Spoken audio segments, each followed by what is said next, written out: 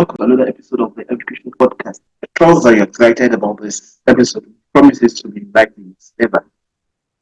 I'm Saddam Amal. Our guest is a child psychologist and mental health practitioner with nearly a decade-old experience in early childhood education.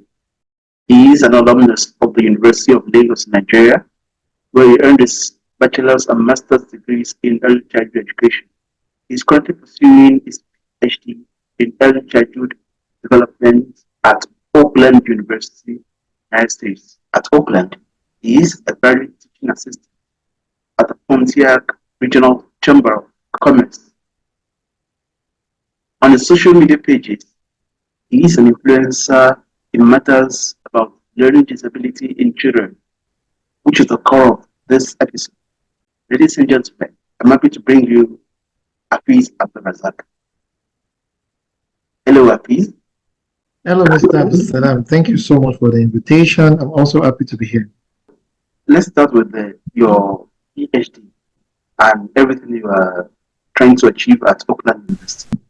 For me, the trajectory of my career has been consistent when it comes to the path I chose, which is early childhood education.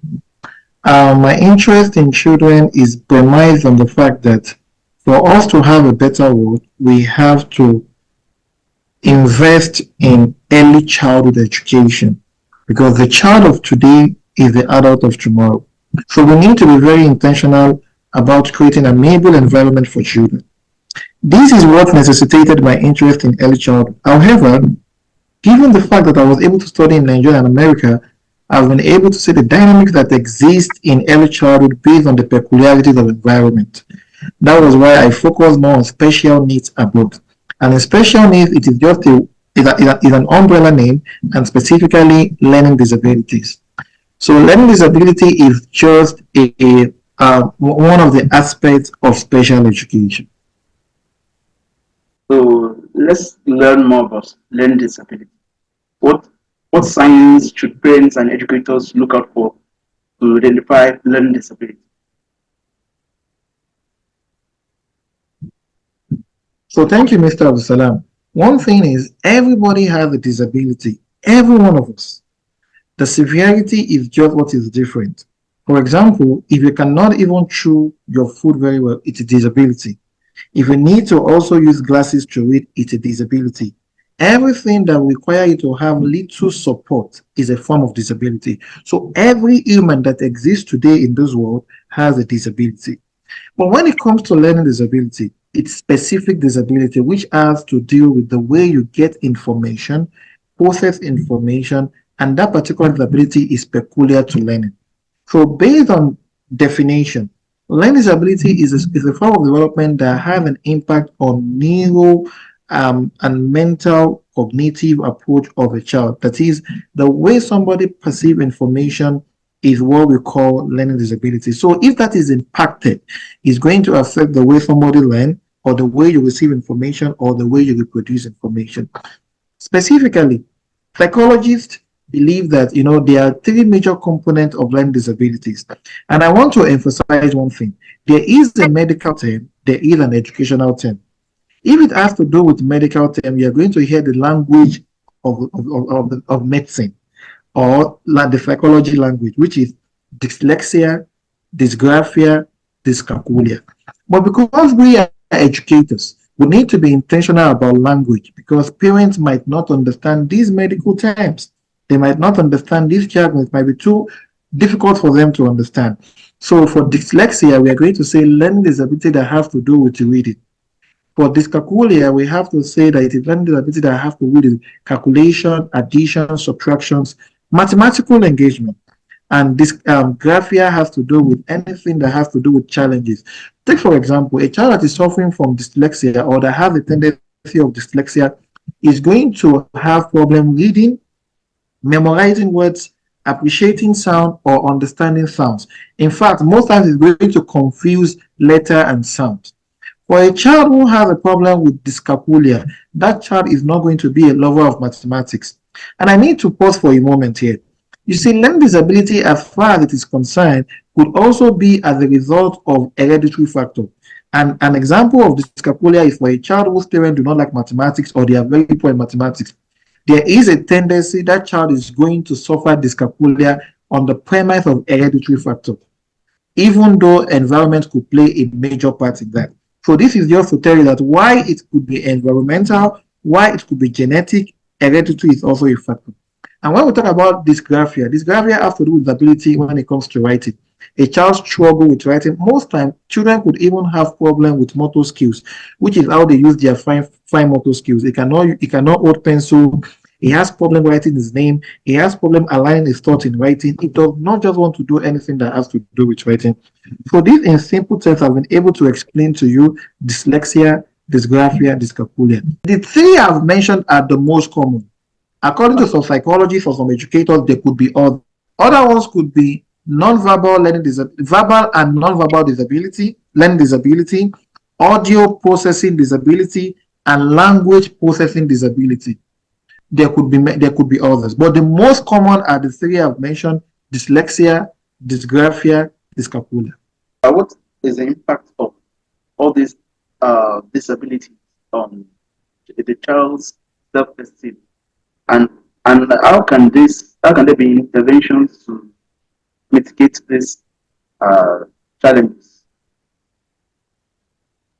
So it's interesting to tell you that many parents live in denial because sometimes parents, because they do not understand what early childhood is all about, they want their children to do certain activities that could impede or impact their development. I'll give you an example.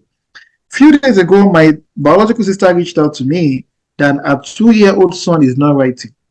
Mr. Abdulsalam, it is unthinkable that you will want a 2-year-old child to write when a 4-year-old child should not even be writing yet. So with that, they could potentially misdiagnose the child because of paucity of knowledge. So we need to talk about the problem of misdiagnosis. So sometimes some children do not have learning disability. Rather, because parents are pushing them, they are going to misdiagnose them and they are going to say that they are having learning disability, which is not what it is. That is number one. Number two is that you see, learning disability could it undoubtedly is going to affect the child, is going to affect the parent. A child does not know how to write, we have problem with literacy skills. And literacy revolves around reading, writing, print awareness, phonological awareness, among other things. This child would also have problem with mathematics. Most times assessments are subject based. So learning disability impact or affect the learning or academic expectations of a particular child. Because, for example, a teacher might be teaching a child how to read and is suffering from he cannot read. A teacher might be teaching a child how to write and he cannot write. A teacher might want a child to do simple addition and subtraction and he could not do that. So all of this is going to affect academic achievement of the child.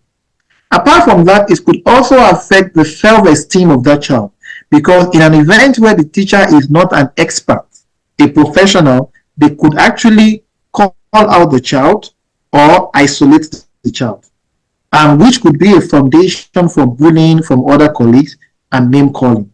As a matter of fact, in a case where parents do also not, they don't understand how to support their children, they are going to be comparing their child to other children. This is also going to affect the child psychologically. So there are numerous ways it could affect a child. But a child might not even show this trait because learning disability could be mild, could be moderate, could be severe. It depends on the condition. So for the one that is mild, you don't need any intervention. And I'll give you an example. I, as a person, I don't know how to pronounce some words. So psychologically, it's called learning disability, which has to do with dyslexia. But you cannot know because I don't need any intervention. So some learning disability do not require any support because it does not affect you in any way in your life.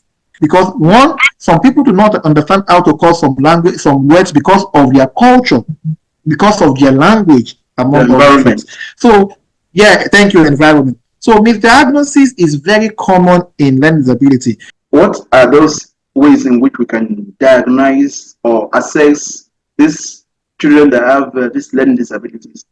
Especially those that are found to be struggling academically. I'm particular about those that there can be interventions for.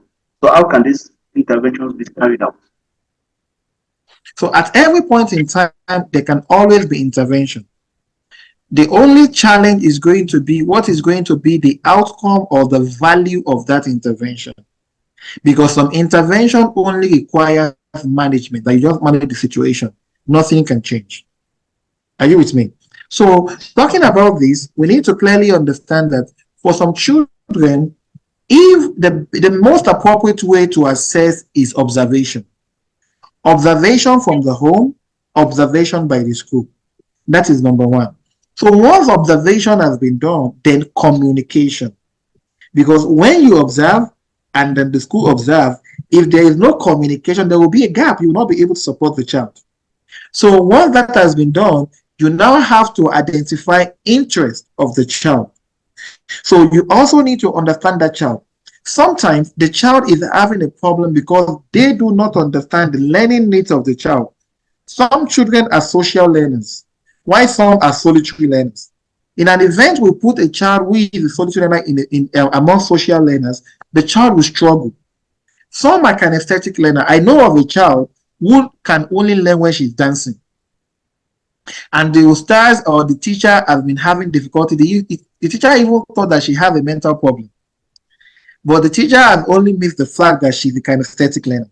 So this could have been misdiagnosis. So on the very simple approach, my recommendations are going to be observation from the teacher, from the school, then communication, then sitting together to identify the learner's needs. So from the learner's we can actually solve a lot of problems. However, once it becomes severe, we might want to see a pediatrician or a specialist or a specialist. So each problem will require different intervention because when we talk about specialist and therapy, there are different forms of therapy. For example, a mental health practitioner would only do therapy that has to do with the way you think and the way you feel. An occupational therapist will only help you in your motor coordination, the use of your muscles.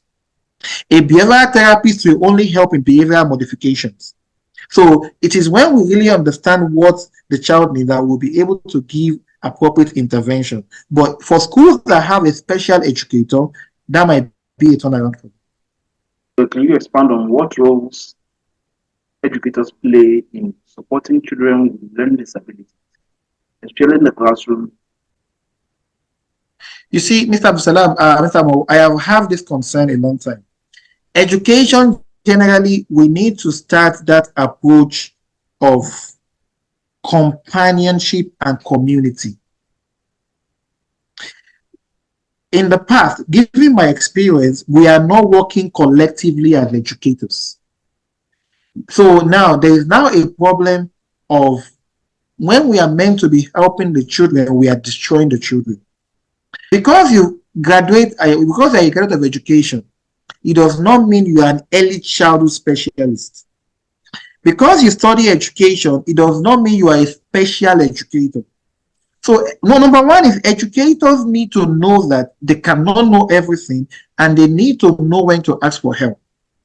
So, the fact that educators do not know when to ask for help is one of the reasons why we are complicating the problem of children. That is number one. Number two, we also need to expand our line of training. Take, for example, in Nigeria, we hear early childhood education. Abroad, you are going to hear early childhood education and special needs, early childhood education and educational leadership, early childhood education and behavioral analysis. So early childhood is actually incorporated with different components of children needs, not just one. So our training does not go beyond pedagogy. When our training could have incorporated specific training in special needs to help children. So most of our teachers are suffering from paucity of knowledge, paucity of information. Unfortunately, only a few are able to acknowledge that. So what can school do? One of the things school can do is to expand their level of expertise, have specific training for their children by experts, assessing children, supporting children, new trends in helping children.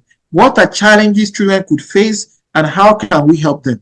As a matter of fact, they should also form collaboration with special needs center so that when a child is suffering, they can actually refer a child or bring the expert for diagnosis. and they can actually work collectively to be able to form an intervention plan for that child. But the major problem we have today is that many people who claim that they are experts, they are not a graduate of early childhood education. They are not graduate of education. They are just people who found themselves teaching children and who fail to acknowledge that they do not know how to support children. Are you insinuating that everyone that studies early childhood education will naturally acquire these abilities to take care of these special needs children?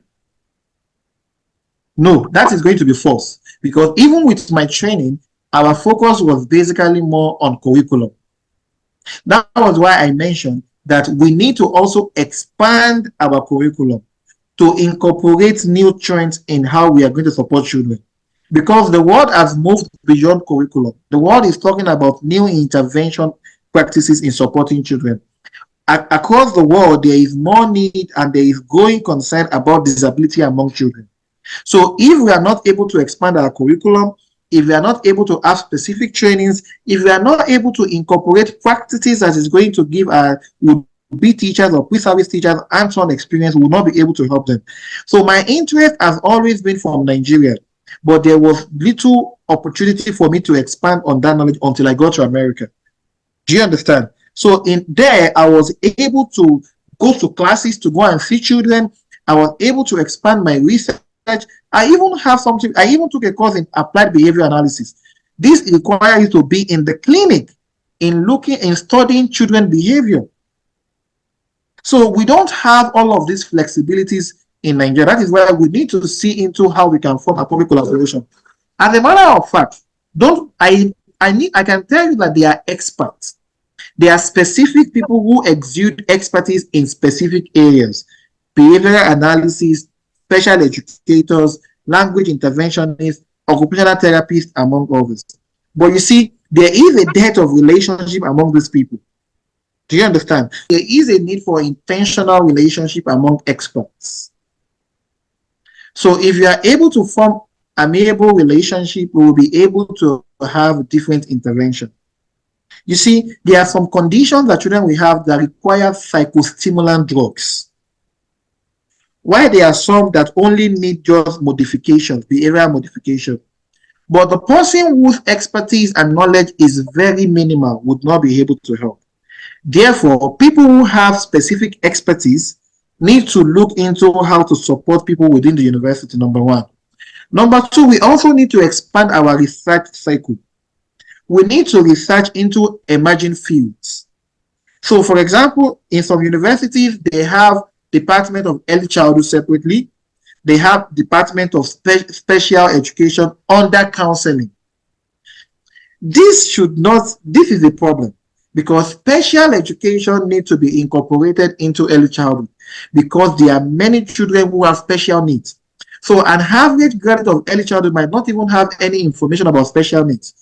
Mr. Abdulsalam, I have seen many people come to me online and ask me, how do I become an expert? This is how they are supporting children, that they call themselves experts. And when I ask them basic questions, they could not even answer me. So this is a major problem too. So we need to improve on our training, we need to improve on our program, and we need to improve the skill set of our pre-service teachers. How can these educators ensure an inclusive environment for learning for this to accommodate the various diversity of needs that the children have? Okay, so Mr. Absalam, I need to tell you one thing. Whenever we talk about inclusive classroom, inclusive education, we should know it is very complicated.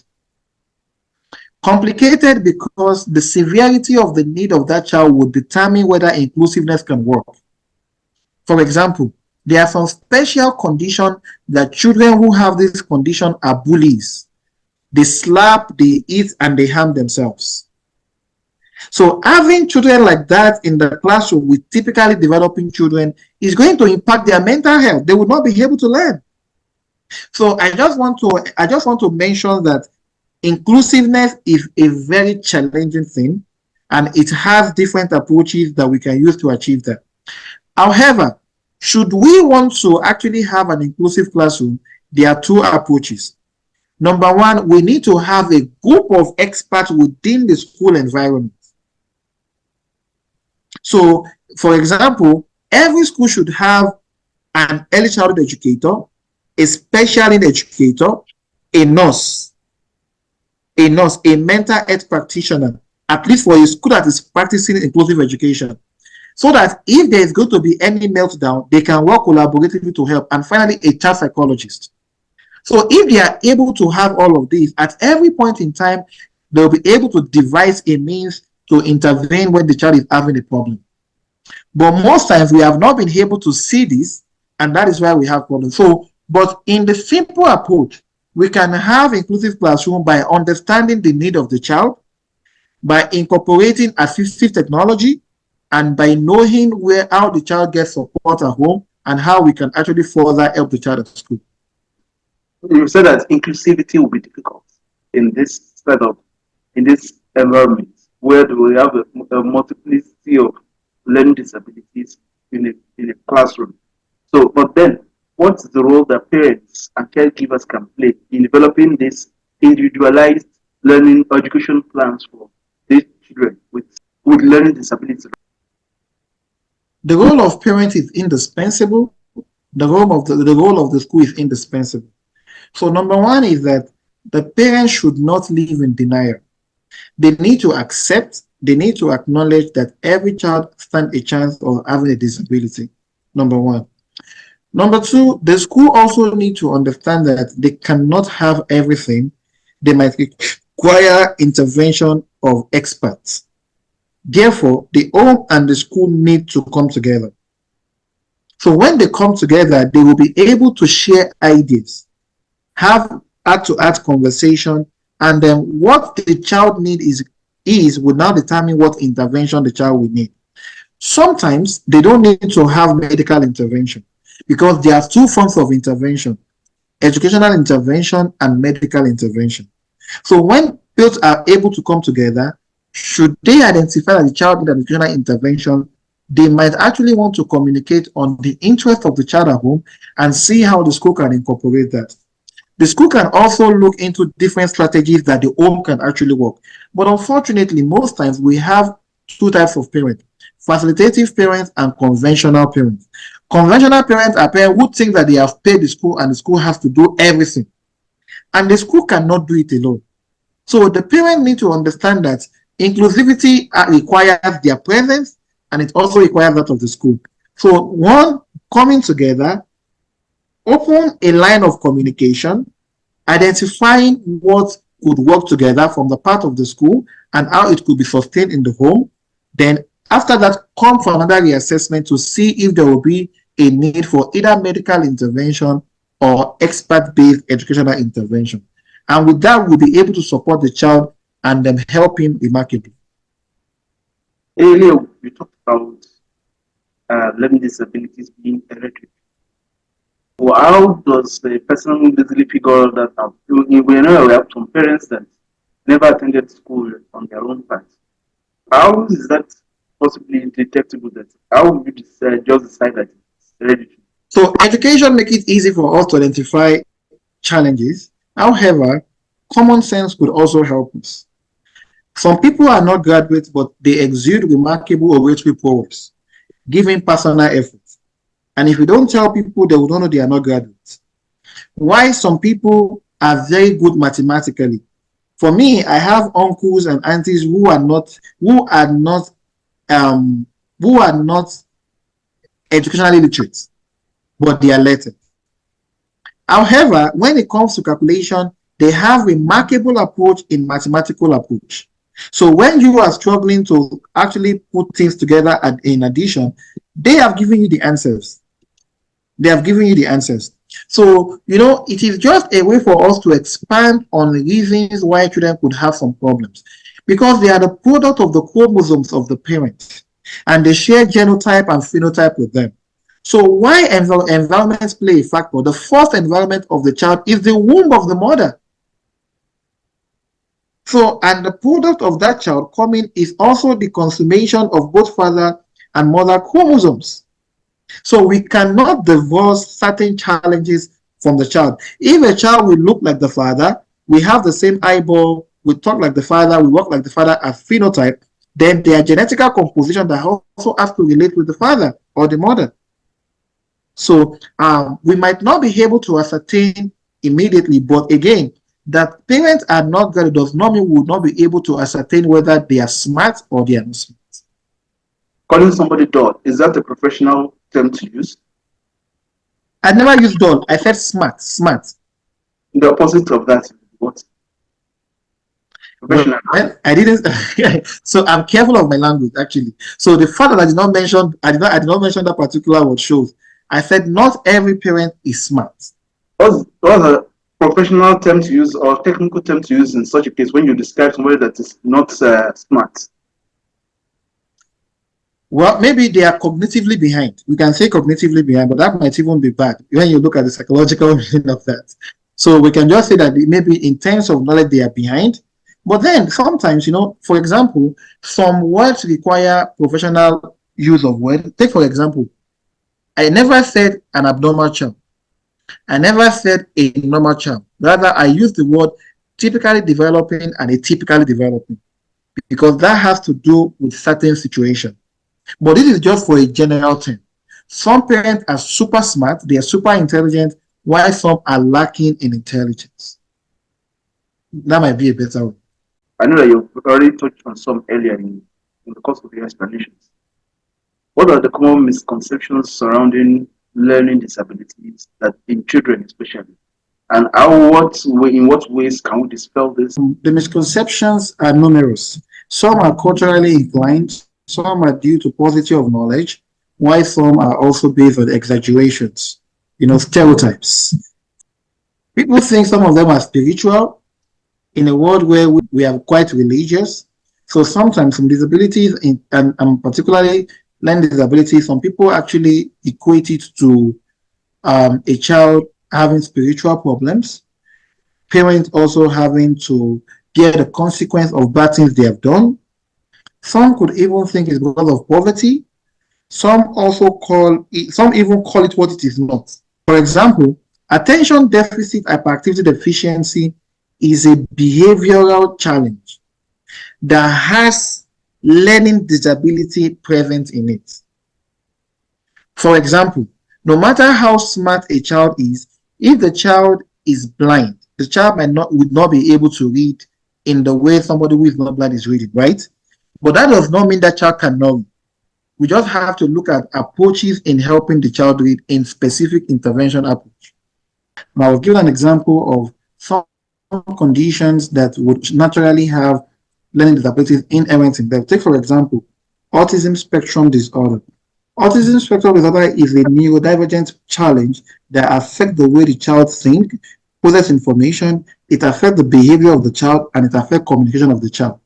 So a child who is on the spectrum will have difficulty talking, and you want that child to read. Of course, that means that learning disability is present in that child. The child cannot socialize. The child cannot use the brain the way other children use their brain because he is neurodivergent, right? So for that child, mathematical issues might be a problem. That is another presence of learning disability. Some children have problem with motor coordination. They are unable to coordinate themselves because they cannot pay attention. So how can that child hold pencil or even hold a pencil right? So that means with one challenge, there could be a presence of learning disability in other children. So that is also, so we need to understand that there's a lot of misdiagnoses and some conditions we naturally have learning disabilities in them, and some are based on cultural exaggerations, while some are also based on parental denial, and others are based on misdiagnosis. So you already touched on the aspect of cultural background as to how it impacts learning disabilities. And you also look at matters such as socioeconomic status, race, and some other factors that could be responsible for shaping and how children's experiences in relation to learning disabilities are manifest. So many of these things, we have to be careful of our word because it has to be research based. Sometimes a child whose parents suffer financially might not have opportunity to have access to some materials because of financial constraints, right? but it does not necessarily mean that that child will have learning disability. However, financial strength might contribute in helping a child to get early intervention, medical intervention, and others. But one thing is this: parents just need to understand that they have to be emotionally present and physically present. When they are physically present and emotionally present, there is going to be little on how their socioeconomic status will impact their child. Because parents can have everything in the world and they are not physically present and emotionally present, and that child will not be able to utilize all of those things. Why some parents are financially handicapped and the little they have and they are able to help. Take, for example, little things like making grocery lists could help a child to read. Little things like working together and reading the name of the street could help a child to read.